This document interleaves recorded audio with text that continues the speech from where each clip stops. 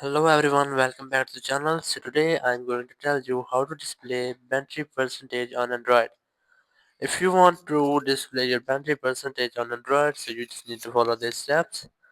First, open your mobile settings and now just scroll down and look for battery options. Here's that, just tap on it. Now scroll down and here you can see the option of battery style and percentage. Just tap on it. And here you have an option of battery percentage.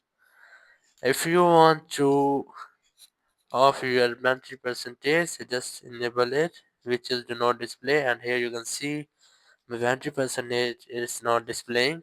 And if you want to enable it again, so just tap on the second option.